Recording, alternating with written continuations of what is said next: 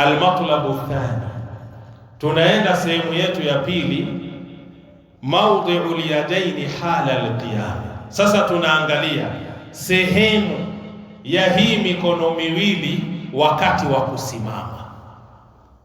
Tumetoka katika kuiweka hii mikono, sasa tunakuja hii mikono wakati ushaifunga hivi huwa inakaa wapi? Ndio tunataka kuangalia. Mawdhi'u liyadaini hala alqiyam, sehemu ya mikono miwili wakati wa kusimama. Almusalla mukhayyarun, mwenye kuswali ana khiyari. Nini maana ya khiyari? Ana chaguo, yani kuchagua kitu kwamba ukitaka utakifanya hiki, kama ukitaki hiki utakifanya hiki, ndiyo maana yake. Almusalla mukhayyarun, mwenye kuswali amepewa khiyari, amepewa kuchagua. Fil mawdhi'i alladhi, katika sehemu ambayo kwamba yadau yadaihi alayhi, ataiweka mikono yake juu yake. Hala alqiyami fi salati, wakati wa kusimama akiwa kwenye ibada ya nini? Ya swala. Ana khiyari, ndo tunaanza kuzitaja hizo sehemu. Fayadauhuma ala sadri, khiyari ya kwanza, akitaka anaweza kuiweka juu ya kifua. Kifua sinichi, sio huku, maana kuna mtu amkuta yuko hivi kabisa. Tumeelewana? Sio hivi, ala sadri, juu ya kifua hapa. Hiyo ni khiyari, akitaka aweke juu ya kifua. Wa huwa qawlu ba'd salaf, na hii ni kauli ya baadhi ya masahaba ridwanullahi alayhim. Qala ibn Abd al-Barr, amesema ibn Abd al-Barr, ruya an Ali ibn Abi Talib radhiyallahu anhu, imepokelewa kutoka kwa Ali. Huyu ni sahaba wa Mtume Muhammad sallallahu alayhi wasallam, na ni khalifa, alikuwa kiongozi baada ya Mtume Muhammad sallallahu alayhi wasallam. Alikuwa ni khalifa wangapi? Wanne. Wa kwanza Abu Bakar, wa pili Umar, wa tatu Uthman, wa nne ni Ali ibn Abi Talib. Sasa ruya an Ali ibn Abi Talib, imepokelewa kutoka kwa Ali mtoto wa Abi Talib, annahu, hakika yeye Ali, wada'ahuma ala sadrihi, aliweka mikono yake hii miwili juu ya nini? Ya kifua chake. Tumeelewana vizuri? Aliweka mikono miwili hii juu ya kifua chake, na mpaka akifanya hivi Ali bin Abi Talib hafanyi kwa utashi, yani hafanyi kwa kutaka kwake. Ina maana kwamba alimshuhudia nani? Mtume sallallahu alaihi wasallam. Kwa hiyo tunaona khiyari ya kwanza, ukitaka unaweza kufunga juu ya kifua chako, na hii ameifanyia kazi Ali bin Abi Talib. Wa an Tawus qala, kutoka kwa Tawus amesema, kana Rasulullah sallallahu alaihi wasallam, vile vile huyu anamzungumzia mtume kwenye swala yake.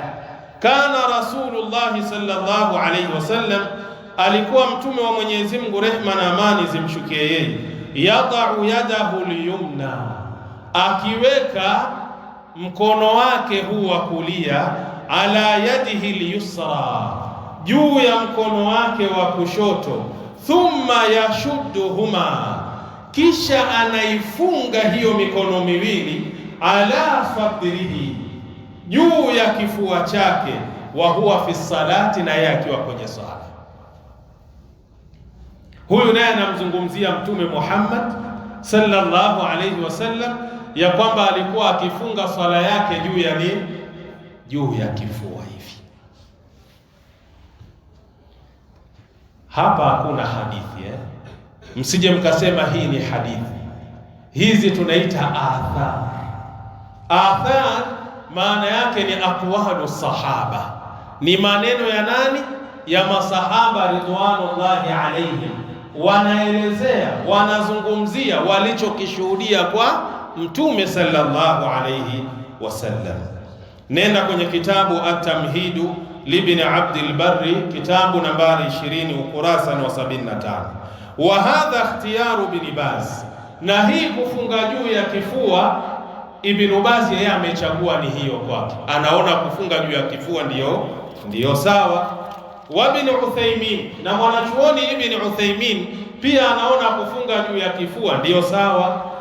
Wal Albani, vile vile Sheikh Albani anaona juu ya kifua ndiyo sawa, rahimahumullah. Nenda kwenye kitabu Fatawa Nuri ala Darbi libni Baz, kitabu nambari 8 ukurasa 148.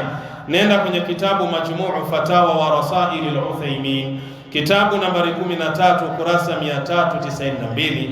Nenda kwenye kitabu Aslu Sifati Salati Nabii sallallahu alayhi wasallam lil Albani, kitabu nambari 1 ukurasa 215. Chaguo la pili, hilo lilikuwa ni chaguo la kwanza. Au fauqa surrati, au anaweza kuweka mikono yake juu ya kitovu, tahta sadri, chini ya kifua. Juu ya kitovu, chini ya kifua. Hiyo mikono itakuwa wapi? Itakuwa baina sadri wa surra, ni baina ya kitovu na kifua. Maana yake ni hapa katikati, umetoka kwenye kifua umekuja chini ya kifua, na inakuwa ni juu ya nini? Ya kitovu. Khiari ya pili ni hiyo. Ukitaka kufunga swala yako unaweza kufunga sehemu hii, chini ya kifua na juu ya kitovu. Anasema wa huwa madhhabu Shafi'iyya, na hayo ndio madhehebu ya nani? Imam Shafi'i rahimahullah. Wa qawlu ba'd as-salaf, hii pia ni kauli ya baadhi ya wema waliotutangulia ambao ni masahaba ridwanullahi alaihim, ya kwamba kuna baadhi ya masahaba pia walikuwa wakifunga hivyo, chini ya kifua, juu ya kitovu.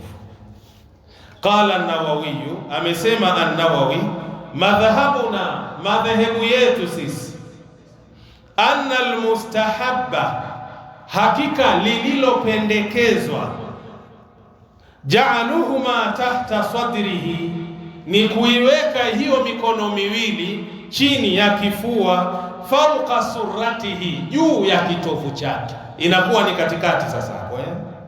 Wa bihadha qala Sa'id ibn Jubair, na haya pia ndiyo maneno aliyozungumza Sa'id ibn Jubair wa Daud. Nenda kwenye kitabu Al-Majmuu lin-Nawawi, kitabu nambari 3 kurasa ni wa 313. Hilo lilikuwa chaguo la ngapi? La pili. La kwanza juu ya kifua, la pili tahta sadri fauqa surra, chini ya kifua juu ya kitovu. Chaguo la tatu, au tahta surrati, au chini ya kitovu. Nafikiri ndugu zetu ahlu tabligh ndio huwa hiyo design yao, sio? Inakuwa tahta surra, chini ya kitovu. Ya jamaa si hiki, tuelimishana hapa, sawa? Kitovu si hiki, sasa inakuwa chini hapa. Mzee, ni chini ya kitovu hapa, chini ya kitovu. Sasa chaguo la tatu ni hilo, chini ya nini? Ya kitovu. Wal amru fi dhalika wasi'un, na anasema jambo hilo lina upana mkubwa, Kwa hiyo usimuone mtu anafunga hapa ukaanza kumsema, hawa watu wa vikanzu vifupi hawa wana ndevu hawa wana shida kama nini hapa, angalia anafungia swala wapi. Usimseme mwenzako. Amemshuhudia nani? Ali bin Abi Talib akiyasema hayo maneno. Sawa Sheikh, wapo maulama katika masahaba wamemshuhudia Mtume Muhammad sallallahu alayhi wasallam. Na ukimwona mwenzako amefunga hapa chini ya kifua juu ya kitovu, pia usimseme ukaanza kusema watu nao wana shida. Hakuna. Na ukimwona mwingine anafunga huku chini, Pia usimseme shekhe ikawa muonyeshana vidole. Angalia jamaa yako apata shida kweli shekhe. Kila mmoja afanye kulingana na urahisi wake. Wewe chunguza, kuna wakati ukishiba hii mikono huwa yakaa kweli. Kuna wakati ukishiba kisawasawa, hii mikono ukiiweka juu hiyo inakuwa kama mzigo, yani unachoka haraka. Hujachunguza hivi? Kwa hiyo wakati wowote tu unaweza kubadilisha, ukaona hapa napata shida, weka hapa, tulia shekhe. Ukiona balaa zaidi, kitambi kirefu, weka huku chini. Shida iko wapi shekhe? Tumeelewana vizuri Wa huwa riwayatun anil Imami Ahmad, na hii chini ya kitovu ni riwaya kutoka kwa Imamu nani? Ahmad ibn Hanbal. Wa bihi qala al-Auza'i, na hayo maneno pia ameyasema al-Auza'i. Mara nyingi Wahindi wananasibisha fikihi yao kwa nani? Kwa Imamu Ahmad. Mara nyingi vitu vyao wanakwambia Imam Ahmad, na kuna wengine wanakwambia bwana Imamu Shafi'i. Kuna watu wa Imamu Shafi'i, kuna watu wa Ahmad ibn Hanbal, kuna wa Imamu Malik, kuna wengine na kuendelea. Tumeelewana vizuri? Lakini watu wasitukanane. Hiki kitu kina khiari. Funga hapa ukitaka, weka hapa ukitaka, weka huku ukitaka. Nitasema hivyo kulingana na nilichokiona hapa insha Allah taala. Anasema wanasabahu Tirmidhi, na ameanasibisha maneno haya ya kufunga swala chini ya kitovu Imamu Tirmidhi ila ahli ilmi, kwa watu waliopewa ilmu, minas sahaba, kutokamana na masahaba. Ina maana ya kwamba kuna masahaba pia walikuwa wakifunga chini ya kitovu, watabiina, na wale waliokuja baada ya masahaba, wa man ba'dahum, na waliokuja baada ya tabi'in. Wa dhahaba ila dhalika Ibn al-Mundhir pia amesimama ya kwamba yeye kufunga sala inakuwa ni chini ya kitovu. Wa dhalika, na mpaka tuyaseme hayo ya kwamba unachagua juu ya kifua, baina ya kitovu na kifua, chini ya kitovu. Wa dhalika, na hilo liadami thubuti hadithin, ni kwa sababu haija thibiti hadithi ya Mtume sallallahu alaihi wasallam fi mawdhi'i al-yadaini, katika kuweka hii mikono miwili, hala al-qiyami, wakati wa kusimama, fi sala, katika ibada ya swala. Hakuna hadithi ya Mtume inayothibitisha, yeye Mtume mwenyewe anaeleza ya kwamba aliweka mikono juu ya kifua, ila kuna athar, maneno ya masahaba ridwanullahi alayhi ndio wanathibitisha walimuona Mtume akiweka mikono juu ya kifua. Nenda kwenye kitabu Al-Mughni Ibn Qudama, kitabu nambari 1, ukurasa ni wa 341. Nenda kwenye kitabu Nailul Awtar, kitabu nambari 2, ukurasa ni wa 211. Nenda kwenye kitabu Sunanu Tirmidhi, kitabu nambari 1, ukurasa ni 338. Wa fil Majmu'i Ibn al-Mundhir, kitabu nambari 3, ukurasa ni wa 313. Wapenzi katika imani, ningependa insha Allah taala tukomee hapa. Darasa yetu inayofuata ambayo ni al-faslul khamis, darasa la 5, tutakuja kuangalia duaul istiftahi, ile dua ya ufunguzi wa swala baada tu ya kupiga takbiratul ihrami.